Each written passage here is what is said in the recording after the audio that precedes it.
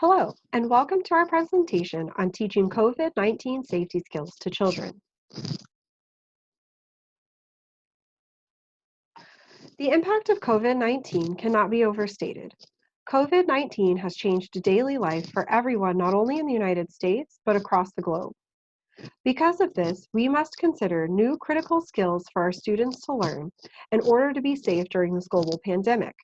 These critical safety skills include mask wearing, hand washing, and social distancing. One of the most common questions that we get from parents is, how do we teach these new critical skills to our children? And the answer is the same way we teach all skills. The next few slides are going to review an instructional model that is commonly used to teach new skills to children across a variety of age groups. This instructional model includes, first, teaching the skill. This means that we need to provide some form of direct instruction on how to actually complete the skill. Then we demonstrate how to do that skill to our children. Next, we practice the skill. And finally, once they've completed this skill in a way that is appropriate, we want to make sure that we reward our children for completing the appropriate safety skills. Using this very simple instructional model to teach these critical safety skills can help teach your students how to socially distance, mask wear, as well as hand wash in a way that is appropriate and will keep them safe during this global pandemic. So let's look at the first step of teaching. Teaching new skills is an important step in the instructional model for teaching COVID-19 safety skills. The first thing that we need to do is provide direct instruction. You might be asking as a parent, what does a direct instruction mean? And essentially, this is a fancy way of saying that we're providing step-by-step instructions on how to complete a skill. In this case, wearing a mask, we might provide step-by-step instructions by saying, first, we want to grab a clean mask and make sure it's one that fits our face. Then we want to ensure that we loop, if it's an over-the-ear mask, loop the mask over one ear, and then pull it across our face and loop it around the other ear, ensuring that the mask covers both our nose and mouth. We can do this as well for washing hands by teaching students the different steps in washing hands, such as turning on the water, getting the soap, rubbing our hands for 20 seconds, rinsing off the soap, drying off our hands, and throwing the paper towel away. Or staying at a safe distance, we may need to demonstrate what 6 feet looks like to our children. They may not know what 6 feet looks like. So it's important that we provide them with step-by-step instructions on how to identify what 6 feet may look like in a variety of situations, such as when you're sitting outside, sitting on the bus, standing in line, walking through the aisles at the grocery store. We just want to provide them with direct instruction on those safe distancing skills. Here's an example of how we can teach our students how to appropriately wear a mask. Here we see that we have 3 non-examples, and the first one, this person has the mask over their eyes, and the second it's on their head, and the third, their nose is uncovered. But in the fourth picture, we see the appropriate way to wear a mask, which is over the nose and mouth and looped over the ears. Here's an example of how we can teach washing hands. Again, we have those step-by-step instructions. First, you wet your hands, then you soap and lather for 20 seconds, rinse and dry, and use the towel or your elbow to turn off the water. Lastly, we have an example of how we can step-by-step teach what social distancing looks like and how far away 6 feet is. This is a really great and fun visual for kids on how to explain what 6 feet looks like.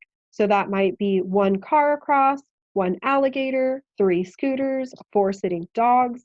These are just a variety of examples of how we can teach what 6 feet looks like to our children. After we have done the instructional component and explained to our children each step of the process of either mask wearing, hand washing, or social distancing, the next step is to demonstrate the skill. So seeing is really believing for our students, especially our students in special education. We need to show our children how they can correctly engage in those new skills that we're teaching them and show them exactly what it looks like to appropriately wear a mask, wash their hands, and socially distance. So these are great opportunities for you to model for your child how to complete each of these critical safety skills in an appropriate manner. So that means you may put on your mask and show them what it looks like to have their mask on the right way. You may demonstrate some non-examples of having your mask on your head or having your nose uncovered, and then making sure that they understand the correct way to wear the mask is over the ears, nose, and mouth. Same thing with hand washing. Anytime we wash our hands, we can demonstrate the appropriate way to do this for our kiddos. And we can make sure that we are, for example, washing our hands for 20 seconds. A great way to teach that skill is by singing happy birthday to yourself. So whenever you're washing your hands, you might be singing happy birthday out loud to demonstrate to your child that this is the way that we know that we're washing our hands appropriately for 20 seconds.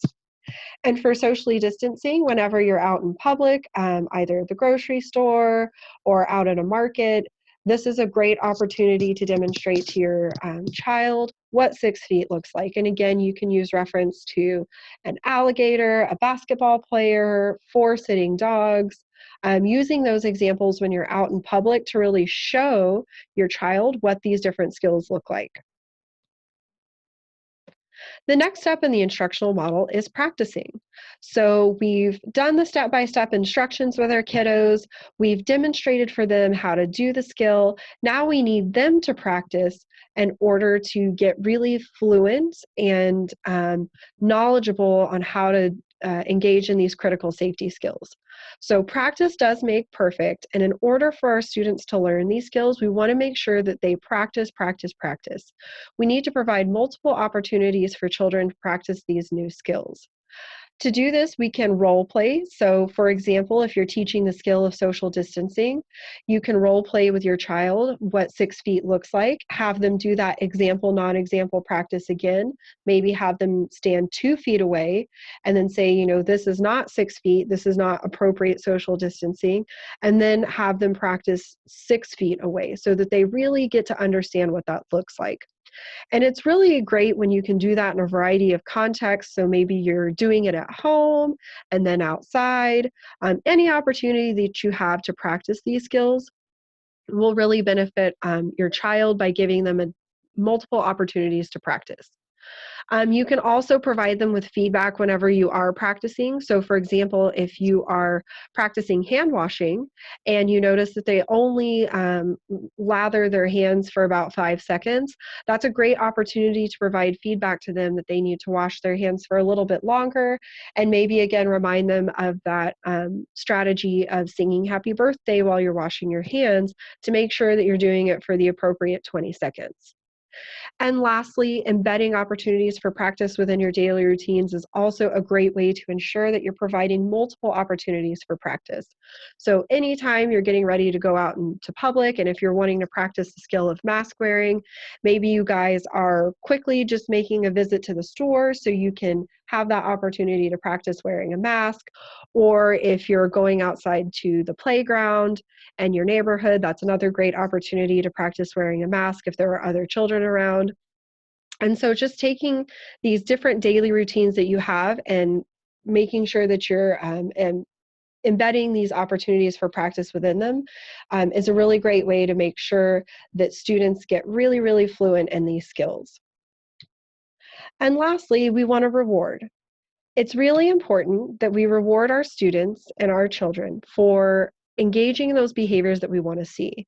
And with the impact of COVID-19 and its impacts on our health and safety, it's really, really important that we reward our children for engaging in these safety skills because we want to keep them healthy and safe.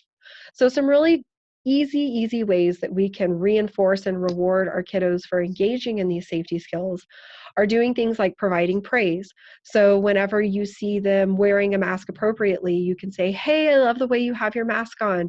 You've got your nose covered, your mouth covered. That's the right way to wear a mask.